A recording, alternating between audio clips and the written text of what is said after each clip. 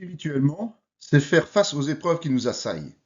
Plus nous nous dressons contre le monde des ténèbres, plus les esprits impurs chercheront à nous faire douter. Inutile de céder à la panique ou au découragement, des solutions existent.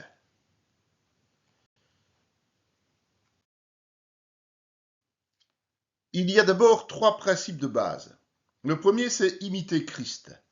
Devenez donc mes imitateurs de Dieu comme des enfants bien-aimés et marchez dans la charité à l'exemple de Christ qui nous a aimés et qui s'est livré lui-même à Dieu pour nous comme une offrande et un sacrifice de bonne odeur. Éphésiens 5, 1, 2. Nous pouvons aussi lire Philippiens 2, 5, 8. Paul nous encourage à être imitateurs de Jésus en faisant nôtre ses sentiments. Il s'est sacrifié pour nous offrir la vie. Même si nous avons l'impression de faire beaucoup de sacrifices ou que le prix à payer est trop élevé, nous n'égalerons jamais celui que Christ a accompli en acceptant de venir sur terre pour nous, abandonnant temporairement sa nature divine. Prenons cet élément en considération. Celui qui m'a envoyé est avec moi. Il ne m'a pas laissé seul parce que je fais toujours ce qui lui est agréable. Jean 8, 29. Savoir que Jésus était convaincu de la présence permanente du Père à ses côtés, parce qu'il faisait ce qui lui était agréable, nous encourage à veiller sur notre conduite afin d'aussi bénéficier de celle-ci dans notre vie chrétienne. Je ne puis rien faire de moi-même, selon que j'entends, je juge, et mon jugement est juste parce que je ne cherche pas ma volonté, mais la volonté de celui qui m'a envoyé. Jean 5, 20. Ne jugez pas selon l'apparence, mais jugez selon la justice. Jean 7, 24. La plupart du temps, l'être humain n'en fait qu'à sa tête, même s'il est chrétien. Pourtant, nous ne devons pas juger des événements par rapport à ce que nous pensons, mais selon les pensées de Christ. Le deuxième principe est que les épreuves consolident notre espérance. Étant donc justifiés par la foi, nous avons la paix avec Dieu par notre Seigneur Jésus-Christ, à qui nous devons d'avoir eu par la foi accès à cette grâce, dans laquelle nous demeurons fermes, et nous nous glorifions dans l'espérance de la gloire de Dieu. Bien plus, nous nous glorifions même des afflictions, sachant que l'affliction produit la persévérance la victoire dans l'épreuve, et cette victoire l'espérance. Or, l'espérance ne trompe point, parce que l'amour de Dieu est répandu dans nos cœurs par le Saint-Esprit qui nous a été donné. Romains 5, 1, 5. Personne n'apprécie les épreuves, évidemment, mais elles sont indispensables à notre évolution spirituelle, car elles font grandir notre espérance en Dieu en nous permettant d'expérimenter son action dans nos vies. Mes frères, regardez comme un sujet de joie complète les diverses épreuves auxquelles vous pouvez être exposés, sachant que l'épreuve de votre foi produit la patience.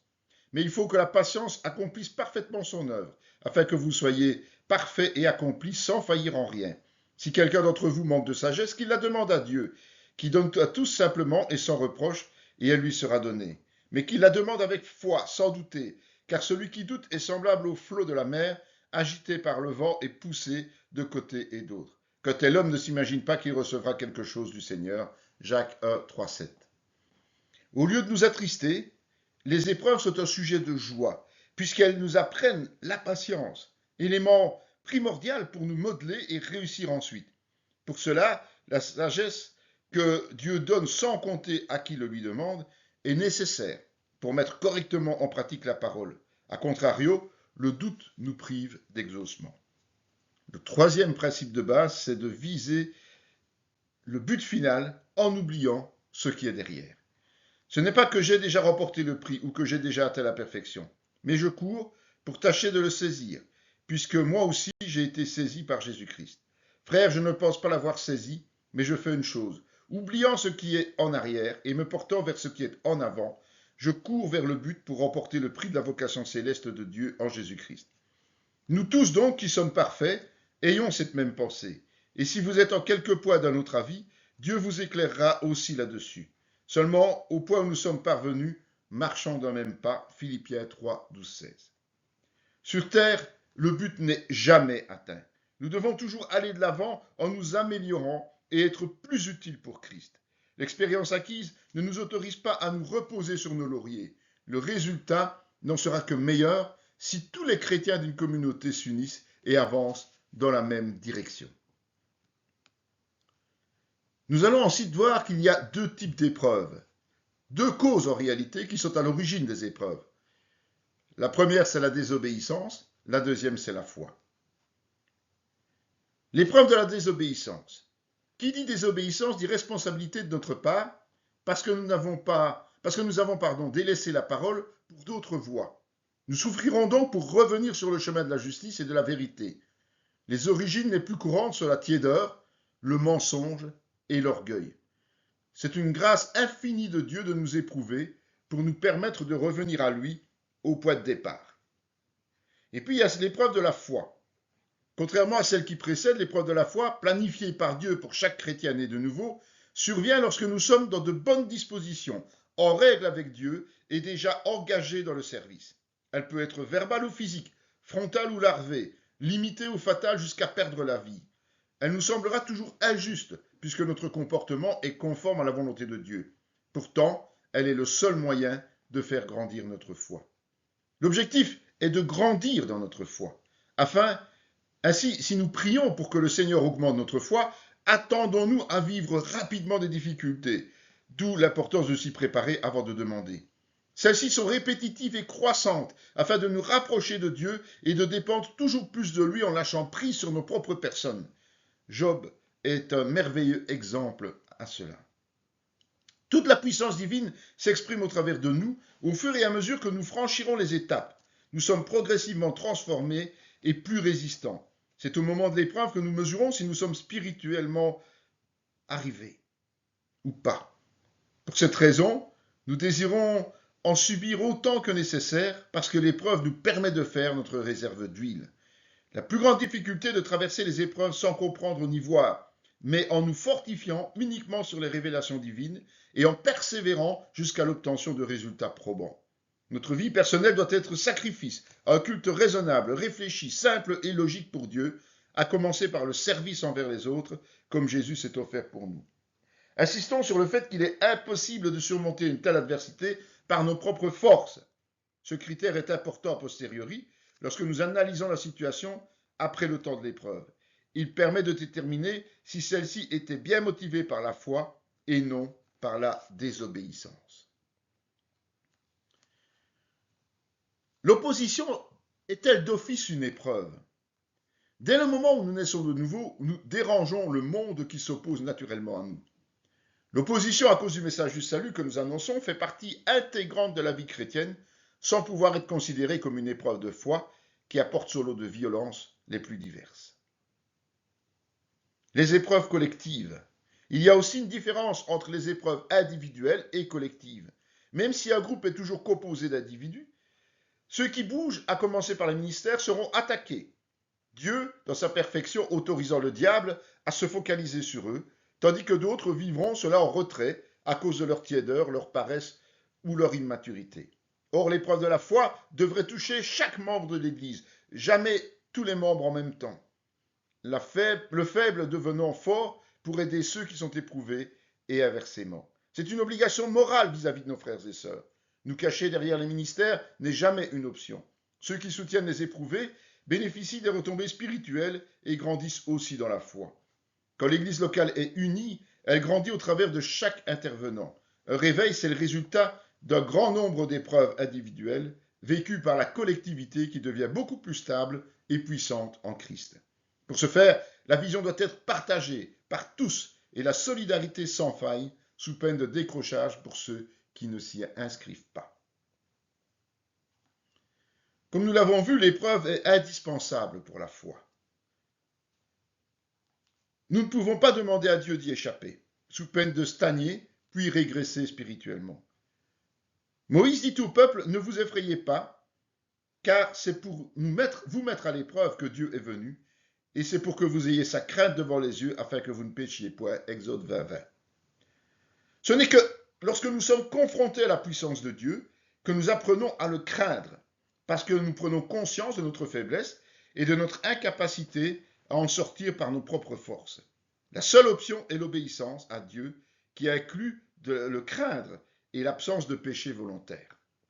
Souviens-toi de tout le chemin que l'Éternel ton Dieu t'a fait faire pendant ces 40 années dans le désert, afin de t'humilier et de t'éprouver, pour savoir quelles étaient les dispositions de ton cœur et si tu gardais ou non ses commandements. Il t'a humilié, il t'a fait souffrir de la faim et il t'a nourri de la manne, que tu ne connaissais pas et que n'avaient pas connu tes pères, afin de t'apprendre que l'homme ne vit pas de pain seulement, mais que l'homme vit de tout ce qui sort de la bouche de l'Éternel. Ton vêtement ne s'est point usé sur toi, et ton pied ne s'est point enflé pendant ces 40 années. Reconnais en ton cœur que l'Éternel ton Dieu te châtie comme un homme châtie son enfant. Tu observeras les commandements de l'Éternel ton Dieu pour marcher dans ses voies et pour le craindre. Deutéronome 8, 2, 6. Pouvons aussi lire 2 Chroniques 32, 31 et Jérémie 20, 12. L'épreuve nous apprend l'humilité selon Dieu, qui consiste à lâcher totalement prise sur nos certitudes, repères et convictions, pour que notre vraie nature, enfouie au fond de notre cœur, ressorte. C'est cet être-là que Dieu veut, avec disposition et sincérité, prêt à dépendre de lui. Lorsque nous sommes à sa merci, il entre au plus profond de nous. Le sentiment d'abandon au milieu du danger nous pousse à crier vers celui que nous aimons, à savoir Dieu. C'est une dépendance filiale que Jésus nous fait découvrir. Les enfants dépendent du Père pour leur subsistance. Cela induit qu'il nous châtie quand nous sommes dans l'erreur ou la rébellion, c'est-à-dire lorsque nous dévions de la ligne de conduite tracée par les 10 commandements de l'Ancien Testament. Il faut voir pour cela Exode 22, 17. Et les 2 du Nouveau, Matthieu 22, 37, 40, qui accomplissent la loi et les prophètes et nous éprouvent pour nous faire grandir dans sa connaissance et son intimité. S'il s'élève au milieu de toi un prophète et un songeur qui t'annonce un signe ou un prodige, et qu'il y ait accomplissement du signe et du prodige dont il t'a parlé en disant « Allons après d'autres dieux, des dieux que tu ne connais pas, et servons-les ». Tu n'écouteras pas les paroles de ce prophète ou de ce songeur, car c'est l'Éternel votre Dieu qui vous met à l'épreuve pour savoir si vous aimez l'Éternel votre Dieu de tout votre cœur et de toute votre âme. Vous irez après l'Éternel votre Dieu, vous le craindrez, vous observerez ses commandements, vous obéirez à sa parole, vous le servirez et vous vous attacherez à lui. Deutéronome 13, 1, 4. La séduction permet également à Dieu de mesurer notre amour envers lui. En effet, face à des paroles prétendument inspirées et accompagnées de signes, il vérifie notre amour et notre fidélité au travers de nos réactions, qui ne seront conformes que si nous sommes réellement bien disposés à son égard, grâce à l'étude approfondie de la parole et à son application quotidienne. Si nous craignons Dieu, nous ne nous laisserons pas berner car comme les chrétiens de Bérée, nous soumettrons ce qui est dit aux révélations des Écritures, voir Actes 17, 11. Pour ce faire, il est primordial de connaître la parole de Dieu et d'être prudent face à l'extraordinaire. Quoi qu'il arrive, Dieu doit avoir autorisé cela. C'est ainsi que je mettrai par elle Israël à l'épreuve, pour savoir s'ils prendront garde ou non de suivre la voie de l'Éternel, comme leurs pères y ont pris garde, Juge 2, 22. Au travers de la lutte, l'homme est mis devant un choix, prendre garde aux voies de Dieu ou les rejeter. La neutralité et la tiédeur n'ont pas de place chez le chrétien. Mais Dieu sauve le malheureux dans sa misère, et c'est dans la souffrance qu'il l'avertit. La souffrance est aussi une mise en garde et un rappel de notre totale dépendance au secours de Dieu. Je t'ai mis au creuset, mais non pour retirer de l'argent. Je t'ai éprouvé dans la fournaise de l'adversité. C'est pour l'amour de moi que je veux agir, car comment mon nom serait-il profané? Je ne donnerai pas gloire à un autre. Ésaïe 48, 10, 11. Par la victoire, Dieu se glorifie en révélant sa puissance à ceux qui ne le connaissent pas ou qui l'ont oublié. Ils vont se rendre compte de qui il est vraiment. Si nous sommes affligés, c'est pour votre consolation et pour votre salut. Si nous sommes consolés, c'est pour votre consolation qui se réalise par la patience à supporter les mêmes souffrances que nous endurons, et notre espérance à notre égard est ferme. Parce que nous savons que si vous avez part aux souffrances, vous avez aussi part à la consolation. 2 Corinthiens 1, 6, 7. Nous ne connaîtrons la paix de Christ que si nous vivons la souffrance avec persévérance et sommes ensuite consolés par Dieu. La consolation, c'est la paix que Christ est venu apporter. C'est Dieu qui console, pas les hommes. Voir les autres vaincre les épreuves par grâce nous réconforte aussi, puisque nous savons que Dieu agira de la même manière pour nous.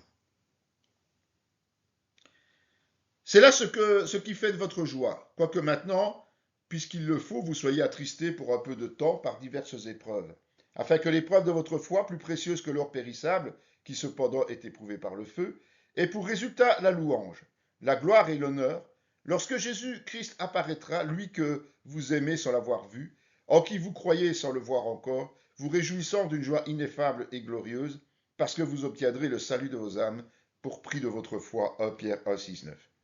L'épreuve est donc vitale pour le chrétien, car elle fait grandir sa foi. Sans cela, il est impossible d'évoluer spirituellement. C'est notre salut et la gloire de Dieu qui s'y jouent. Notre objectif prioritaire sera celui-là, afin que, à la fin des temps, par suite de notre persévérance, la louange à Dieu resplendisse dans les cieux. Bien plus, nous nous glorifions même des afflictions, sachant que l'affliction produit la persévérance, la victoire dans l'épreuve, et cette victoire, l'espérance. Sur l'espérance ne trompe pas, parce que l'amour de Dieu est répandu dans nos cœurs par le Saint-Esprit qui nous a été donné, Romains 5, 3, 5, et voir aussi Jacques 1, 2, 4. Outre la foi, l'épreuve produit la persévérance, comme nous l'avons vu, c'est-à-dire la capacité de se faire violence pour supplier Dieu lorsque les circonstances sont contraires, et la patience qui permet d'attendre aussi longtemps que nécessaire l'action du Seigneur. Ce sont des conditions incontournables pour remporter les victoires, et celles-ci confortent toujours plus notre espérance dans le salut, parce que c'est l'Esprit qui la place dans le cœur et chasse ainsi le doute, la peur et l'impatience, nos pires ennemis dans l'entame des combats. Prenez, mes frères, pour modèle de souffrance et de patience les prophètes qui ont parlé au nom du Seigneur.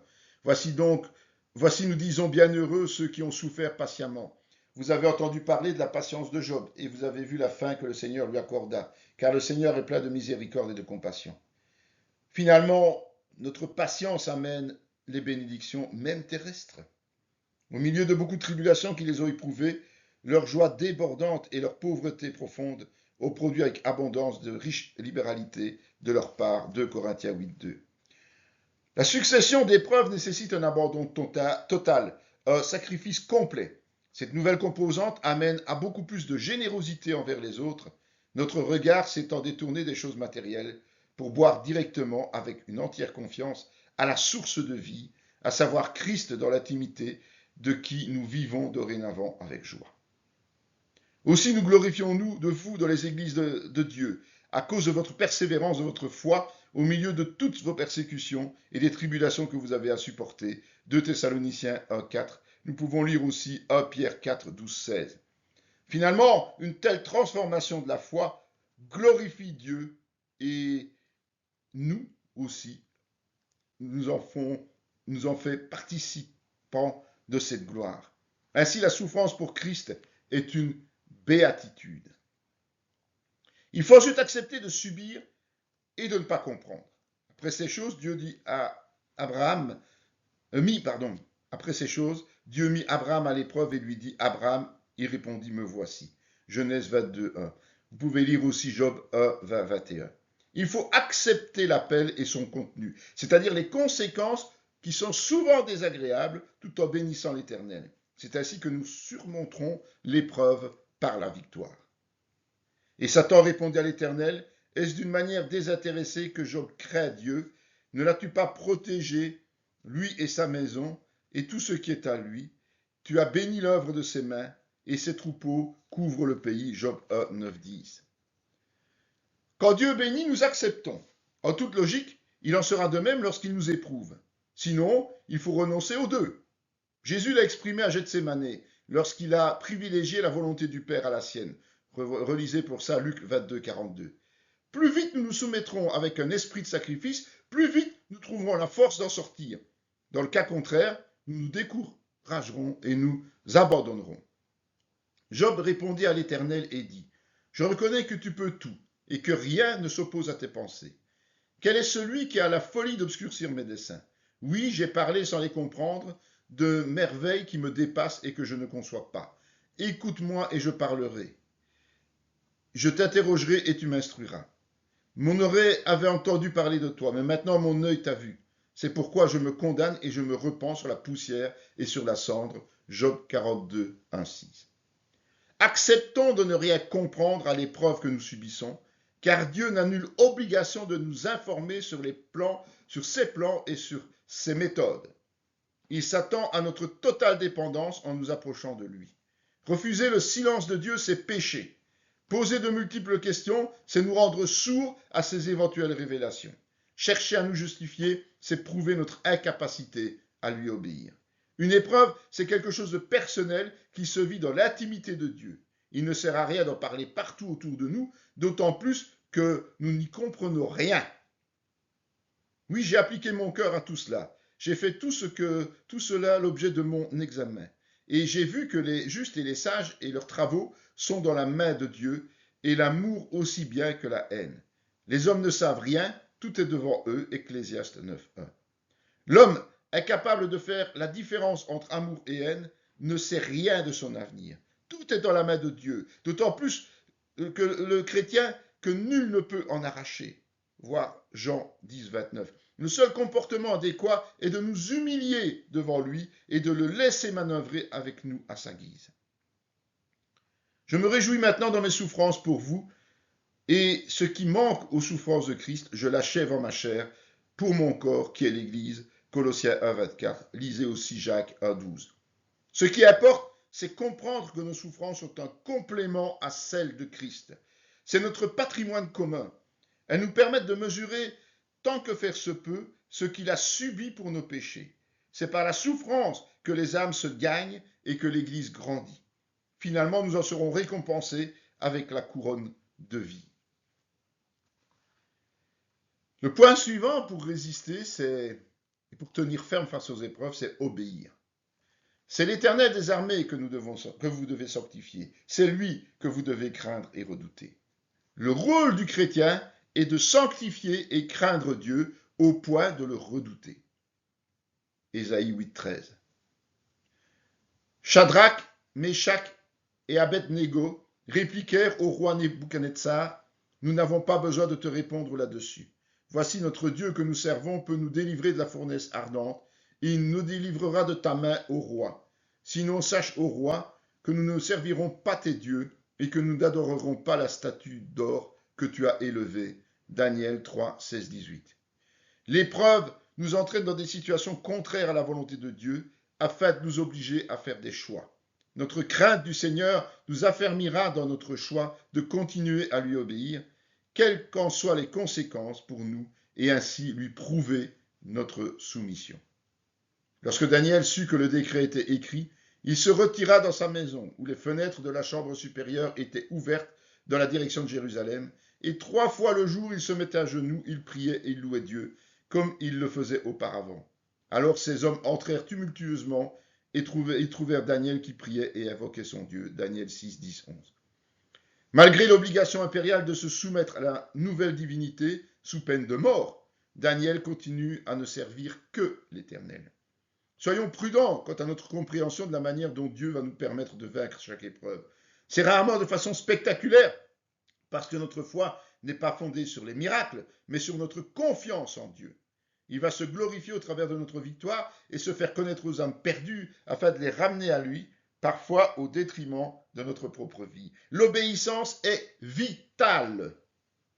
Pierre et les apôtres répondirent, il faut obéir à Dieu plutôt qu'aux hommes, Actes 5, 29. Comme Job, nous devons obéir à Dieu, pas aux hommes, en affirmant publiquement nos convictions et en explicitant pourquoi nous refusons le diktat humain.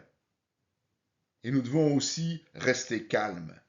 Fortifiez-vous et ayez du courage. Ne craignez point et ne soyez point effrayés devant eux. Car l'Éternel, ton Dieu, marchera lui-même avec toi. Il ne te délaissera point, il ne t'abandonnera point. Deutéronome 31, 6. Voyez aussi Ésaïe 37, 6. Face à l'adversaire, n'ayons pas peur. Parce que c'est une arme de déstabilisation du diable. Demeurons calmes et sereins afin de conserver notre capacité de réflexion pour faire la part des choses entre les conseils judicieux et les autres. Posons-nous et écoutons Dieu. Que mes persécuteurs soient confus et que je ne sois pas confus. Qu'ils tremblent et que je ne tremble pas, moi. Fais venir sur eux le jour du malheur, frappe-les d'une double plaie. Jérémie 17, 18. Prions pour ne pas être confus au contraire de nos adversaires, pour ne pas avoir peur comme eux, pour garder notre calme et notre sérénité. Grâce à cela, nous tiendrons ferme le temps nécessaire et nous sortirons victorieux. La seconde partie de ce verset n'est plus d'actualité puisque nous devons aimer nos ennemis et prier pour eux, voir Matthieu 5, 44, tout en laissant le jugement à Dieu.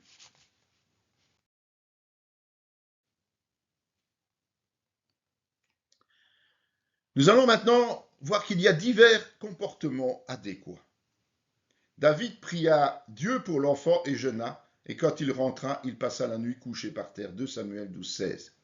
Quelqu'un d'entre vous est-il dans la souffrance? Qu'il prie. Quelqu'un est-il dans la joie? Qu'il chante des cantiques. Jacques 5, 13. Face à l'épreuve, David a prié et jeûné. Si la prière est incontournable, le jeûne s'impose aussi dans certaines circonstances. Prier, surtout pour nous-mêmes, n'est pas toujours facile lorsque nous sommes acculés.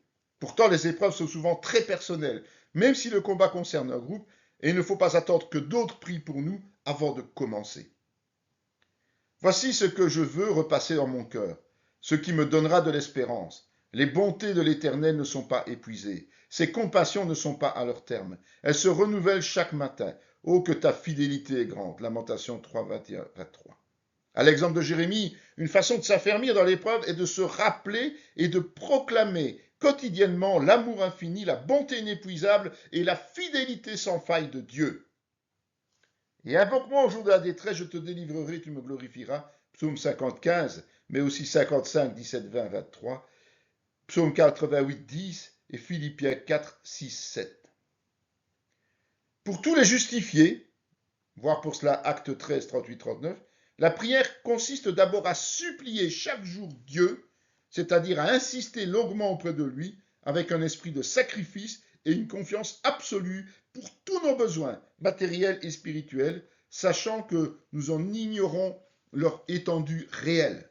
Même si nous nous trompons dans les besoins que nous demandons, il nous donnera sa paix, nous permettant ainsi de garder notre pensée et notre cœur en Jésus-Christ. Dieu cherche sa propre gloire au travers des exaucements, ne l'oublions jamais. Ensuite, remercions-le. Or, les Juifs qui habitaient près d'eux vinrent 10 fois nous avertir de tous les lieux où ils se rendaient vers nous. C'est pourquoi je plaçai dans les enfoncements derrière la muraille et sur des terrains secs le peuple par famille, tous avec leurs épées, leurs lances et leurs arcs. Néhémie 4, 12, 13. Lisez aussi Éphésiens 6, 13, 2 Timothée 2, 3, 6 et Jacques 4, 7. Des armes défensives sont mises à la disposition du chrétien. Le salut, la justice, la foi, le zèle pour l'évangile, l'esprit et la vérité. Elles servent à nous protéger, à résister, à combattre. Le combat est permanent et n'autorise aucun relâchement, même lors d'un temps de repos, durant lequel nous sommes invités à reconstituer ce que l'on peut appeler nos réserves d'huile, voir Matthieu 25, 1, 10. Les choses de Dieu sont la priorité. La vie courante et tout ce qui tourne autour sont secondaires. Celui qui combat doit se concentrer sur l'objectif, tandis que les autres veilleront sur le quotidien. Pour vaincre, il faut respecter les règles établies par Dieu, dont la vie communautaire, en travaillant dur, en marchant dans la vérité et en nous soumettant totalement. Celui à qui nous résistons est le diable. Fortifiez-vous et ayez courage. Ne craignez point et ne soyez point effrayés devant eux, car l'Éternel ton Dieu marchera lui-même avec toi, il ne te délaissera point, il ne t'abandonnera point. Deutéronome 31, 6. Lisez aussi Ésaïe 37, 6, 7, Psaume 27, 5, 1 Pierre 5, 9 et 1 Corinthiens 10, 13. Une foi ferme est indispensable pour résister à l'adversité sans peur. Consolons-nous en nous rappelant que nous sommes loin d'être les seuls à souffrir, mais surtout que Dieu nous permet de vaincre à chaque fois en nous équipant. Le vrai chrétien est un chrétien de combat spirituel et de souffrance qui ne pleurniche pas constamment sur son sort. Pour nous fortifier, appuyons-nous sur Dieu le Père, l'Éternel, au nom de Jésus, car il est à nos côtés et nous protège, lui qui demeure fidèle à ses enfants, même lorsque nous lui sommes infidèles. Voir pour cela 2 Timothée 2, 13. La foule se souleva aussi contre eux, et les prêteurs, ayant fait arracher leurs vêtements, ordonnèrent qu'on les bâtît de verges. Après qu'on les eut chargés de coups, ils les jetèrent en prison en recommandant au geôlier de les garder sûrement. Le geôlier ayant reçu cet ordre, les jeta dans la prison intérieure et leur mit les ceps aux pieds. Vers le milieu de la nuit, Paul et Silas priaient et chantaient les louanges de Dieu, et les prisonniers les entendaient. Actes 16, 22, 25. Cette foi se traduit par la capacité de prier et louer Dieu dans les pires moments. C'est la preuve qu'il est le point central de nos vies, de notre sacrifice personnel, de notre lâcher-prise sur la chair. Vous serez haïs de tous à cause de mon nom, mais celui qui persévérera jusqu'à la fin sera sauvé. Matthieu 10, 22. Lire aussi Luc 22, 28, Actes 5, 41, 42. Prenons courage, car toute épreuve de foi à cause du nom de Jésus induit sa présence à nos côtés. Il vit l'épreuve avec nous alors que nous persévérons. C'est un honneur que d'en être jugé digne et un devoir d'agir envers et contre tout. Puis nous devons nous appuyer sur le Père, sur Jésus et sur le Saint-Esprit. Le Père s'est délivré de l'épreuve les hommes pieux et réservé les injustes pour être punis au jour du jugement. 2 Pierre 2, 9. Hébreux 4, 6 également. Le trône de la grâce est le lieu où le Père se trouve. C'est donc lui seulement et seulement lui qui fait grâce. L'épreuve nous oblige donc à nous rapprocher de lui dans l'obéissance si nous voulons vaincre. N'oublions jamais que nous ne méritons rien. La victoire dans une épreuve n'est pas méritée, mais offerte gracieusement quand nous nous approchons de Dieu au même titre que le salut. C'est donc avec assurance que nous pouvons dire « Le Seigneur est mon aide, je ne craindrai rien. Que peut me faire un homme » Hébreux 13, 6. Et prendre également 1 Pierre 4, 19. Pour nous approcher, nous devons être convaincus que Dieu est notre seul recours, marchant dans l'obéissance et renonçant à la peur des hommes, à l'origine de bien des maux, finalement voulus par Dieu pour notre bien, voir Romains 8, 28. Mais grâce soit rendue à Dieu qui nous donne la victoire par notre Seigneur Jésus-Christ, 1 Corinthiens 15, 57. Cette victoire passe évidemment et nécessairement par Jésus. Il est incontournable. Je vous ai dit ces choses afin que vous ayez la paix en moi. Vous aurez des tribulations dans le monde, mais prenez courage, j'ai vaincu le monde. Jean 16, 33. Comme nous l'avons déjà vu, le chrétien n'échappe pas aux souffrances. Mais la grande différence entre l'Ancien et le Nouveau Testament est Jésus, et qui nous a fait découvrir l'Éternel en tant que Père et a remporté la victoire par sa mort expiatoire et sa résurrection. De même aussi, l'Esprit nous aide dans notre faiblesse, car nous ne savons pas ce qu'il nous convient de demander dans nos prières. Mais l'Esprit lui-même intercède par des soupirs inexprimables, et celui qui sonde les cœurs connaît quelle est la pensée de l'Esprit, parce que c'est selon Dieu qu'il intercède en faveur des saints. Romains 8, 26, 27, lisez aussi 1 Corinthiens 2, 3, 4. De plus, il nous a envoyé le Saint-Esprit. Voyez pour ça Jean 15, 26, sur qui nous nous appuyons et qui relaie automatiquement nos demandes lorsque nous sommes à court de force ou d'idées. Ainsi, la Trinité est active au profit du chrétien, le Père comme créateur, le Fils comme sauveur et le Saint-Esprit comme consolateur. C'est l'Esprit qui a fortifié Paul dans ses missions. Notre faiblesse extrême permet à Dieu d'accomplir des actes extraordinaires au travers de nous, parce que nous comprenons que par nous-mêmes, rien ne se fera et nous lâchons prise.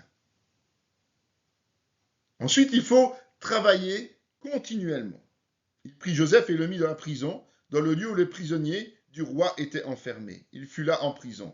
L'Éternel fut avec Joseph et il étendit sur lui sa bonté. Il le mit en faveur aux yeux du chef de la prison. Et le chef de la prison plaça sous sa surveillance tous les prisonniers qui étaient dans la prison. Et rien ne s'y faisait que par lui.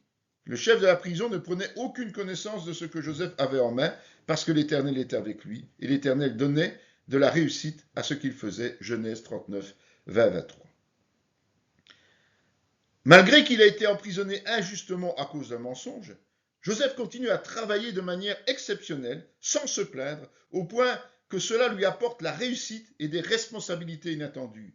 Il en est de même pour le chrétien aujourd'hui. La souffrance n'empêche en rien le travail pour le royaume de Dieu. Nous rebâtîmes la muraille qui fut partout achevée jusqu'à la moitié de sa hauteur, et le peuple prit à cœur ce travail. Néhémie 4, 6. Malgré les moqueries et les menaces, les Hébreux revenus d'exil se sont attelés à reconstruire ce qui avait été détruit. En effet, face aux tentatives de déstabilisation, nous avons deux solutions. Soit nous décourager, soit persévérer. Seule la seconde convient au Seigneur. Ceux qui avaient été dispersés allaient de lieu en lieu, annonçant la bonne nouvelle de la parole. Acte 8, 4. Voyez aussi 2 Timothée 4, 5 et Apocalypse 2, 2, 3. Malgré les souffrances, la priorité est l'évangélisation. Si beaucoup font profil bas lorsqu'ils sont mis sous pression, nous avons le devoir de nous montrer comme ces premiers chrétiens en exil forcé. Il faut aussi être solidaire.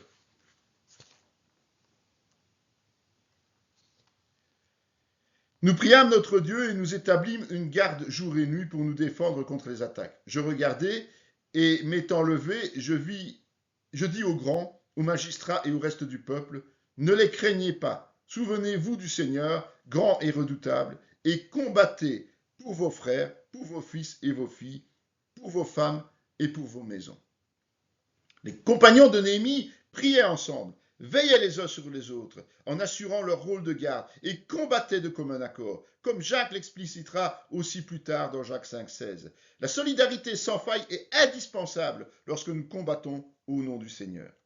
Réjouissez-vous avec ceux qui se réjouissent, pleurez avec ceux qui pleurent. Romains 12,15, voire aussi 1 Corinthiens 12,26, Galates 6,2 et Philippiens 4,14. Vivre en communauté, c'est obligatoirement partager les bons, mais surtout les mauvais moments avec les autres. Il n'y a aucune place pour la jalousie, mais bien pour l'empathie qui consiste à prendre sur notre dos le fardeau des autres, limitant ainsi la charge individuelle. Souvenez-vous de ces premiers jours où, après avoir été éclairés, nous avons soutenu un grand combat au milieu des souffrances, d'une part exposés comme en spectacle aux opprobres et aux tribulations, et de l'autre vous associant à ceux dont la position était la même. En effet, vous avez eu de la compassion pour les prisonniers et vous avez accepté avec joie l'enlèvement de vos biens, sachant que vous avez des biens meilleurs et qui durent toujours. Hébreux 10, 32, 34. Vivre dans la souffrance n'empêche nullement de penser aux autres martyrs et de ressentir la joie de Christ. Nous isoler n'est pas productif. Ils ont des souffrances, mais ils sont quand même solidaires. La collectivité est plus efficace que l'individualisme. Respectons aussi nos adversaires. Par ces paroles, David arrêta ses gens et les empêcha de se jeter sur Saül. Puis Saül se leva pour sortir de la caverne et continua son chemin. Après cela, David se leva et sortit de la caverne. Il se mit alors à crier après Saül. « Ô roi, mon Seigneur !» Saül regarda derrière lui, et David s'inclina le visage contre terre et se prosterna. 1 Samuel 24, 7, 8. Saül pourchassait David pour l'assassiner. Pourtant, ce dernier a refusé de porter la main sur lui lorsqu'il était à sa merci. Si nos ennemis ne suivent aucune règle pour notre part, nous devons les respecter, car c'est la volonté de Dieu. Mais moi je vous dis, aimez vos ennemis, bénissez ceux qui vous maudissent, faites du bien à ceux qui vous haïssent, et priez pour ceux qui vous maltraitent et qui vous persécutent, afin que vous soyez fils de votre Père qui est dans les cieux, car il fait lever son soleil sur les méchants et sur les bons, et il fait pleuvoir sur les justes et sur les injustes. Matthieu 5, 44, 45, voire aussi Actes 7, 60 et Romains 12, 17, 21.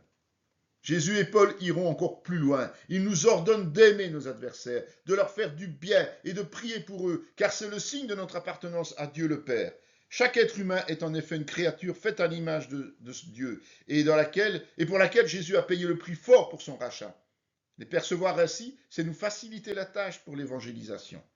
Plutôt que de chercher à nous faire justice, pardonnons-leur le mal qu'ils nous ont fait. Et si cela dépend de nous, soyons en paix avec eux, tout en subvenant à leurs besoins. Leur situation est bien plus terrible que la nôtre, car ils sont dans de mauvais draps en s'opposant au Seigneur, s'amassant des charbons ardents de sa colère.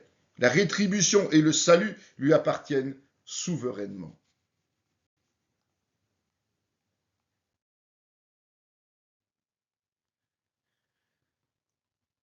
Il y a diverses attitudes bibliques qui sont reprises. Pour faire face aux épreuves et les vaincre, la parole nous lègue une série d'attitudes prises par divers serviteurs afin de nous aiguiller pour notre propre marche. Cette multiplicité nous laisse donc une marge de manœuvre qui nous appelle à la prudence par la prière. Ne négligeons jamais la part du Saint-Esprit dans nos décisions. Pour ce faire, le préalable est l'obéissance volontaire à la parole de Dieu. À chaque situation appartient sa réaction propre.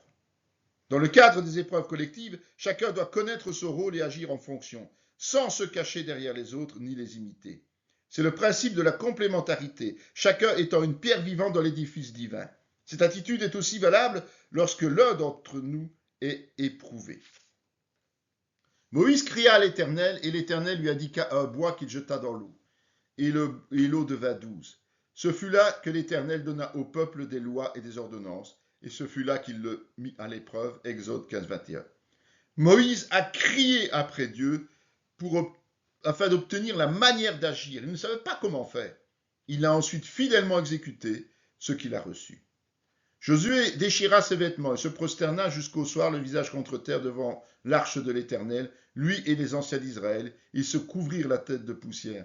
L'Éternel dit à Josué, lève-toi. Pourquoi restes-tu assis couché sur ton visage? Lève-toi, sanctifie le peuple. Tu diras, sanctifiez-vous pour demain, car ainsi parle l'Éternel, le Dieu d'Israël. Il y a de l'interdit au milieu de toi, Israël. Tu ne pourras résister à tes ennemis jusqu'à ce que vous ayez ôté l'interdit du milieu de toi. Josué 7, 6, 10 et 13. Josué se prosterne, tête contre sol, en silence, durant un long moment. Il s'humilie en attendant la volonté de Dieu. Il a attendu l'ordre de se lever sans rien dire. Anne se leva après que l'on eut mangé et bu à Silo. Le sacrificateur Élie était assis sur un siège, près de l'un des poteaux du temple de l'Éternel. Et l'amertume dans l'âme, elle pria l'Éternel et versa des pleurs. Elle fit un vœu en disant, Éternel des armées, si tu daignes regarder l'affliction de ta servante, et si tu te souviens de moi et n'oublie point ta servante, et si tu donnes à ta servante un enfant mâle, je le consacrerai à l'Éternel pour tous les jours de sa vie, et le hasard ne passera point sur sa tête.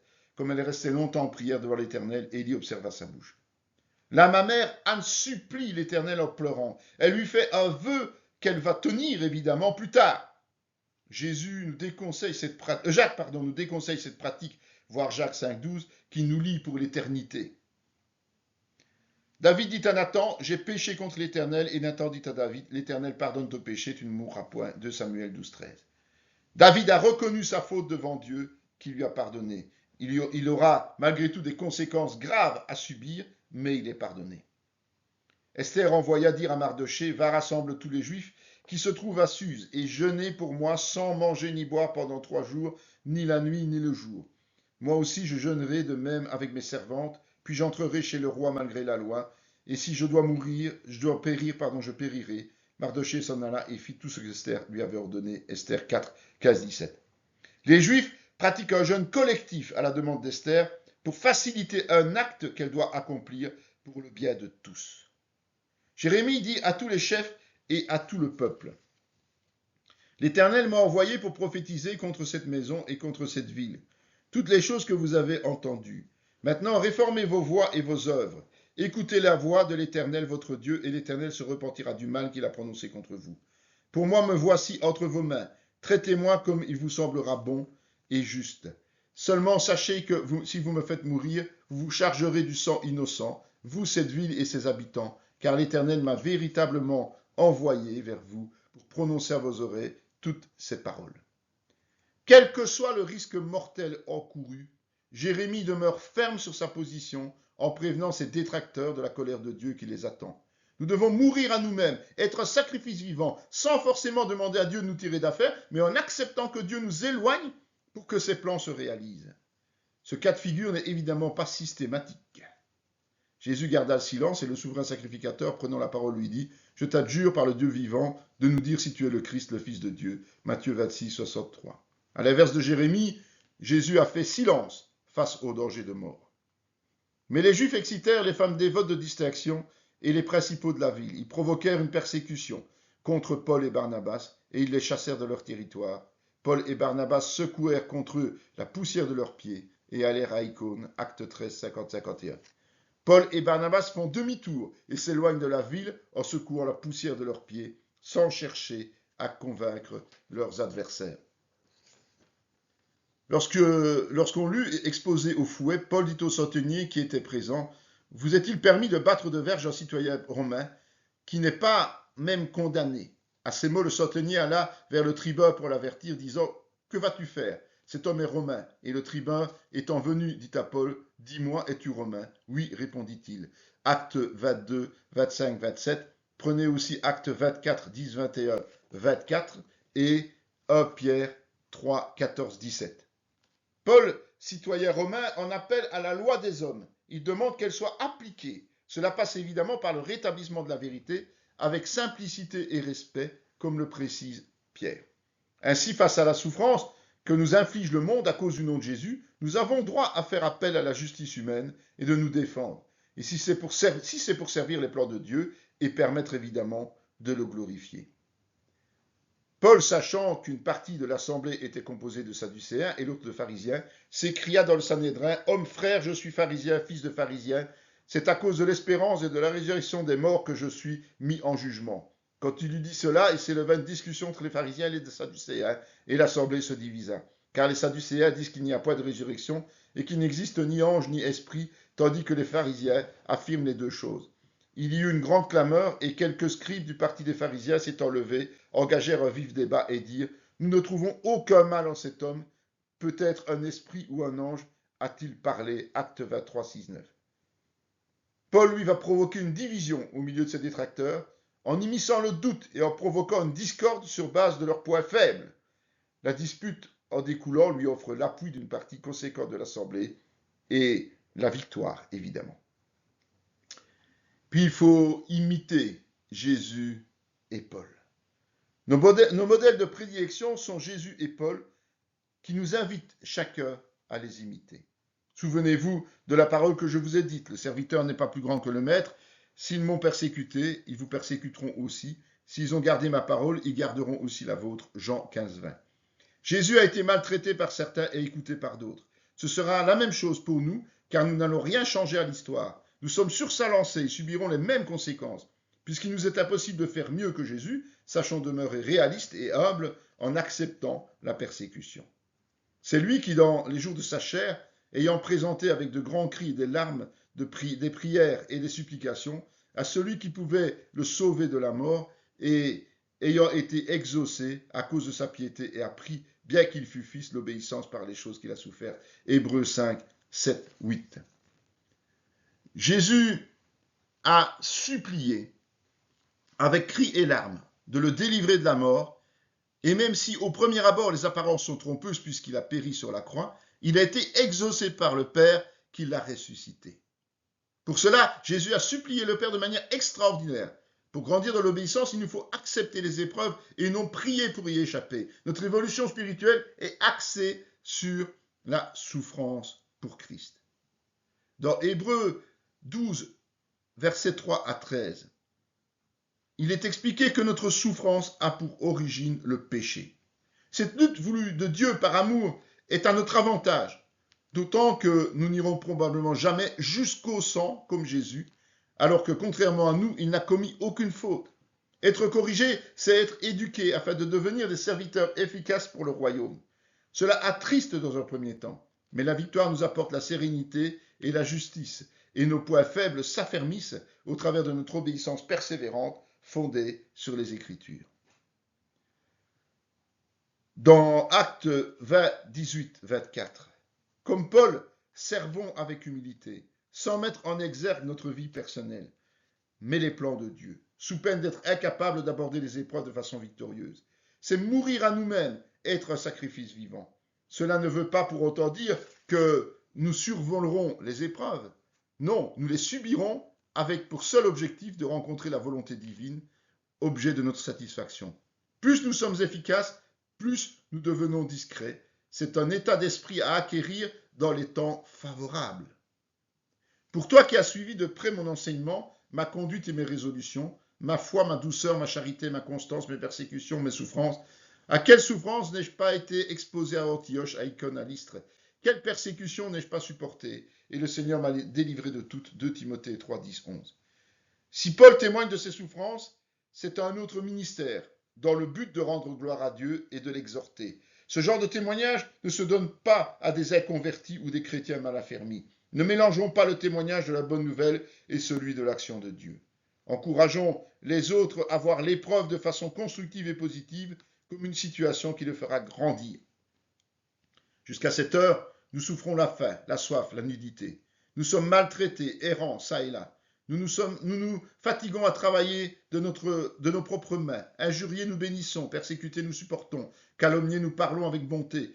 Nous sommes devenus comme des balayures du monde, le rebut de tous jusqu'à maintenant. 1 Corinthiens 4, 11, 13. Paul rendait le bien pour le mal. Ne craignons pas le manque d'appréciation d'autrui, car c'est nous préoccuper de notre propre personne. Que nous l'acceptions ou pas, de manière générale, le monde ne nous aime pas. Par contre, pour Dieu, nous sommes la prunelle de ses yeux. C'est exclusivement à lui que nous devons plaire. Dans 2 Corinthiens 6, 3, 10, il est expliqué que la vision que le monde se fait de nous n'est pas ce que nous sommes réellement, que du contraire, cela est en totale opposition. Pour traverser les épreuves, remémorons-nous cette vérité. Cherchons à plaire à Dieu, pas aux hommes, en nous sanctifiant et en produisant les fruits de l'esprit. C'est pourquoi je supporte tout à cause des élus, afin qu'eux aussi obtiennent le salut qui est en Jésus-Christ avec la gloire éternelle. La motivation principale de Paul, ce sont les âmes à amener à la conversion. C'est la priorité de chaque chrétien. Et puis, nous devons tenir ferme jusqu'à l'aboutissement de la promesse. Mais voici ce que dit l'Éternel. Dès que 70 ans seront écoulés pour Babylone, je me souviendrai de vous. Et j'accomplirai à votre égard ma bonne parole en vous ramenant dans ce lieu. Car je connais les projets que j'ai formés sur vous, dit l'Éternel, projets de paix et non de malheur, afin de vous donner un avenir et de l'espérance. Vous m'invoquerez et vous partirez. Vous me prierez et je vous exaucerai. Vous me chercherez et vous me trouverez. Si vous me cherchez de tout votre cœur, je me laisserai trouver par vous, dit l'Éternel, et je ramènerai vos captifs. Je vous rassemblerai de toutes les nations et de tous les lieux où je vous ai chassés, dit l'Éternel, et je vous ramènerai dans le lieu où je vous ai fait aller en captivité. Jérémie 29, 10, 14. Même au plus fort de la souffrance, Dieu promet la victoire. C'est sa promesse. Daniel y a cru, regardez Daniel 9, et a commencé à prier la 70e année. Dieu annonce les choses, mais il faut qu'il y ait des hommes de foi qui se mettent en action et s'investissent pleinement. C'est un travail d'équipe qui nécessite toute notre attention pour que l'Esprit puisse œuvrer au travers de nous. Dans Romains 8, 31, 39, il est dit que c'est avec le regard fixé sur Dieu que nous surmonterons toute l'épreuve par l'amour de Christ. Gagner, c'est plus que remporter une victoire. C'est voir grandir notre foi, notre assurance et notre joie. Nous ne méritons rien, car tout est par grâce, en ce compris les armes défensives et offensives mises à notre disposition. Ne nous inquiétons ni du lendemain, ni de notre vie éternelle, car Dieu est présent à nos côtés et la victoire est à portée de main. Il faut encore soutenir ceux qui sont dans l'épreuve. La femme prit les 2 hommes et les cacha, et elle dit, il est vrai que ces hommes sont arrivés chez moi, mais je ne savais pas d'où ils étaient. Et comme la porte a dû se fermer de nuit, ces hommes sont sortis. J'ignore où ils sont allés, hâtez-vous de les poursuivre et vous les atteindrez. Elle les avait fait monter sur le toit et les avait cachés sous des tiges de lin qu'elle avait arrangées sur le toit. Josué 2, 4, 6. À l'image de cette femme du monde envers ces espions juifs, soutenons ceux qui sont dans l'épreuve en les protégeant, sans toutefois recourir au mensonge, évidemment. Pierre donc était gardé dans la prison et l'Église ne cessait d'adresser pour lui des prières à Dieu, acte 12, 5. Prenez aussi Colossiens 2, 1, 3. Le meilleur soutien est la prière d'intercession pour tous ceux qui souffrent, connus ou non. C'est la majeure partie du combat spirituel. Souvenez-vous des prisonniers comme si vous étiez aussi prisonniers, de ceux qui sont maltraités comme étant aussi vous-même dans un corps. Hébreux 13, 3. Sans tout prendre à notre compte, faisons preuve d'empathie et ouvrons notre cœur. Comment réagirions-nous à leur place? C'est la question à nous poser. L'Éternel, ton Dieu, fera tomber toutes ces malédictions sur tes ennemis, sur ceux qui t'auront haï et persécuté. Deutéronome 37. Ne nous préoccupons pas du sort de nos adversaires, car c'est l'affaire de Dieu. Concentrons-nous sur ceux qui combattent tout en priant pour les âmes à sauver.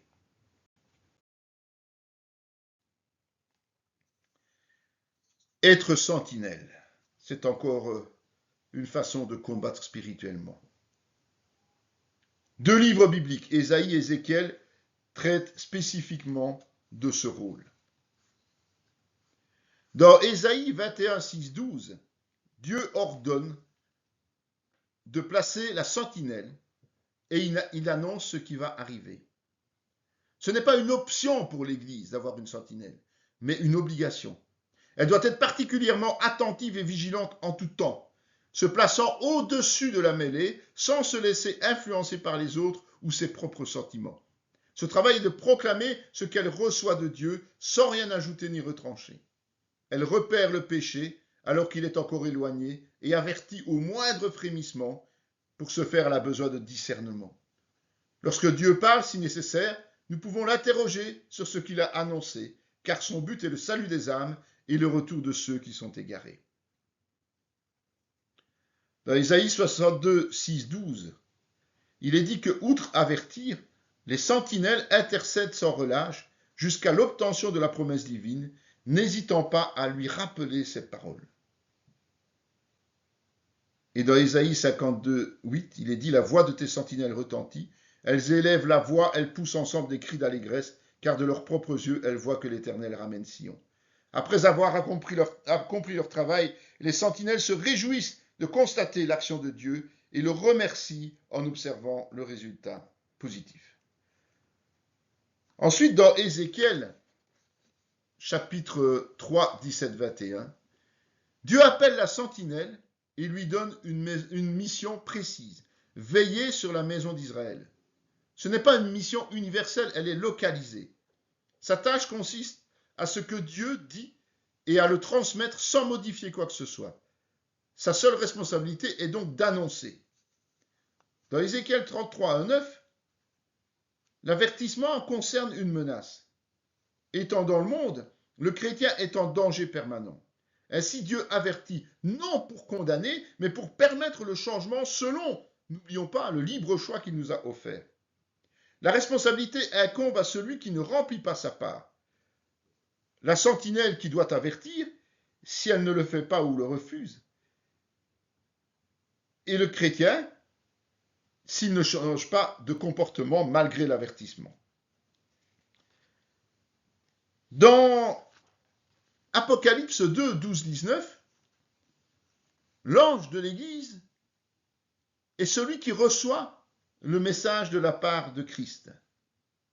Pour chacune de cette Église, on peut comprendre que ce qui est appelé l'ange de l'Église est la sentinelle de cette communauté locale.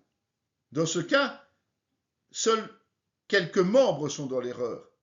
Mais toute l'Église doit faire repentance faute d'avoir rappelé à l'ordre les rebelles, prouvant ainsi le manque d'amour.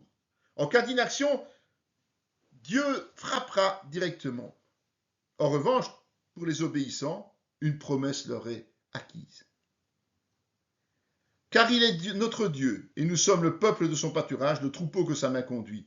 Or, si vous pouviez écouter aujourd'hui sa voix, n'endurcissez pas votre cœur comme à Mériba, comme à la journée de Massa dans le désert, psaume 95, 7, 8, voire aussi Hébreux 12, 21 et Apocalypse 1, 3. À l'instar du peuple juif, refuser d'écouter Dieu n'est pas une option, mais il résulte de l'endurcissement du cœur alors que le temps de la fin arrive. La parole en elle-même devrait suffire à diriger nos pas. Mon âme compte sur le Seigneur plus que les gardes ne comptent sur le matin, que les gardes ne comptent sur le matin. Israël, mets ton espoir en l'Éternel, car la miséricorde est auprès de l'Éternel et la rédemption est auprès de lui en abondance. Parce que nous disposons de la Bible en tant que chrétiens, les rappels de la sentinelle devraient être superflus, puisque nous sommes censés vivre notre relation directe avec Dieu et placer notre espérance en lui jusqu'à l'accomplissement de sa promesse. La nuit est avancée, le jour approche. Dépouillons-nous donc des œuvres des ténèbres et revêtons les armes de la lumière. Marchons honnêtement, comme en plein jour, loin des excès d'ivrognerie, de la luxure, de l'impudicité, des querelles et des jalousies. Romains 13, 12, 13. Pour cette raison, nous vivons honnêtement et sincèrement, comme en plein jour, sans mentir, même par omission, à nos frères et sœurs et au monde. Les déviances sont une charge pour l'Église. Le Seigneur ne tarde pas dans l'accomplissement de la promesse, comme quelques-uns le croient, mais il use de patience envers vous, ne voulant pas qu'aucun périsse, mais voulant que tous arrivent à la repentance. 2 Pierre 3, 9. Si le Seigneur nous laisse du temps pour nous préparer, nous n'en abusons pas, car l'heure est déjà fixée, ça, soyons-en convaincus. Quand les hommes diront paix et sûreté, alors une ruine soudaine les surprendra, comme les douleurs de l'enfantement surprennent la femme enceinte, et ils n'échapperont point. Quand la situation est trop calme, attendons-nous un retour de manivelle, en nous préparant au pire plutôt que de nous relâcher. Soumettez-vous donc à Dieu, résistez au diable, il fuira loin de vous. Jacques 4, 7.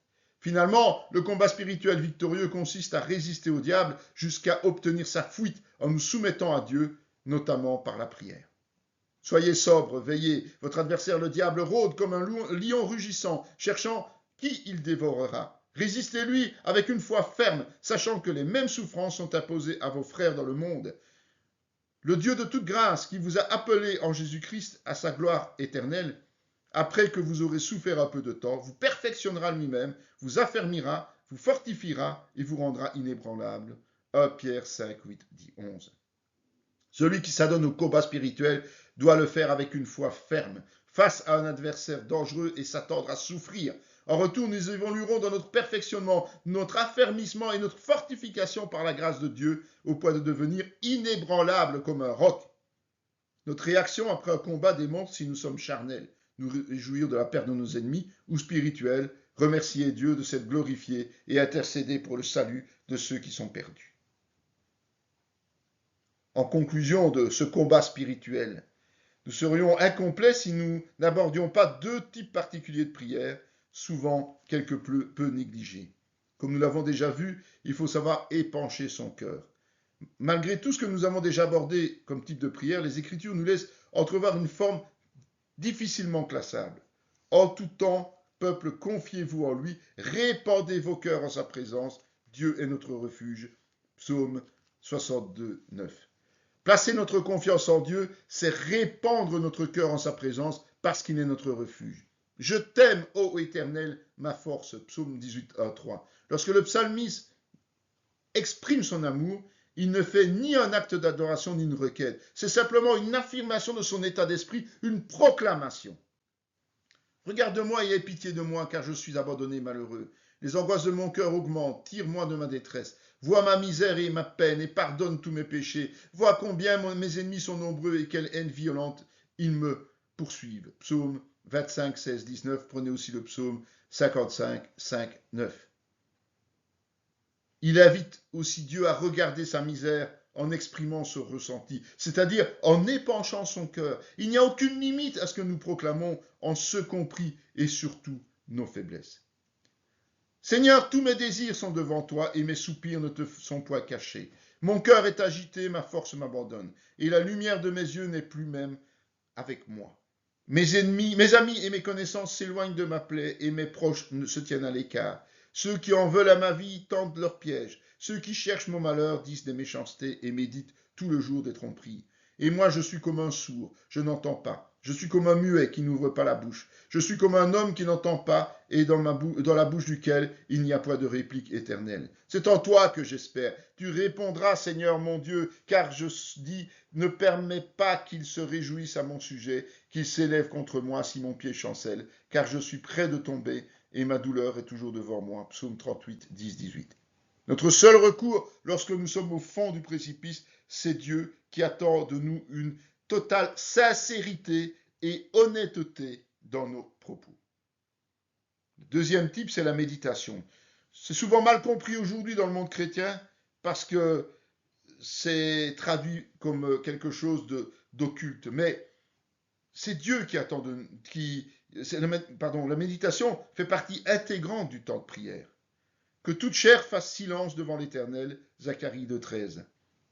Se taire devant Dieu à certains moments, c'est une obligation pour chaque être humain.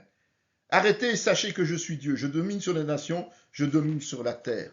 Pour connaître Dieu dans son intimité, nous devons apprendre à l'écouter sans rien faire d'autre. C'est une tâche difficile pour l'homme. L'histoire de Marthe et Marie résume bien cela. Pour cela, allez relire Luc 10, 38, 42. Cette vidéo fait partie intégrante de la formation en théologie pratique dispensée par la mission de théologie Emmanuel de Parakou, Bénin, sous l'autorité académique du Centre chrétien Emmanuel SBL, Spa, Belgique. Pour mieux connaître nos activités, voici nos différentes adresses.